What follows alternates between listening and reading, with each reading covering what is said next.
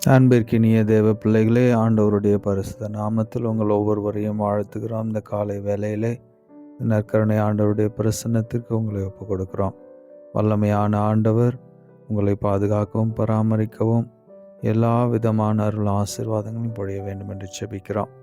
இன்று ஆண்டவர் மோசேவை அழைக்கிறார். முட்புதர் நடுவில் இருந்து மோசேவை அழைத்து, நீ நின்று கொண்டிருக்கிற இந்த இடம் புனிதமான நிலம் என்று சொல்லி அவரிடத்திலே சொல்லுகிற ஆண்டவர், உன் காலணிகளை கழற்றிவிட்டு வா, நீ நிற்கிற இடம் புனிதமான நிலம் என்று ஆண்டவருடைய பரிசுத்தமான இடத்திற்கு நாம் சொல்லும் பொழுது, உடலிலும் உள்ளத்திலும் இருக்கிற கரைகளை அகற்றி தூயதொரு உள்ளத்தோடு தூயதொரு உடலோடு ஆண்டவரை அணுகி செல்ல வேண்டும் என்று இன்று நம்மோடு ஆண்டவர் பேசுகிறார்.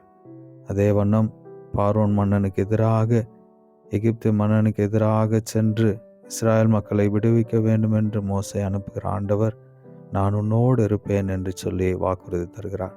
அதே ஆண்டவர் உங்களோடும் இருப்பாராக. ஆமேன்.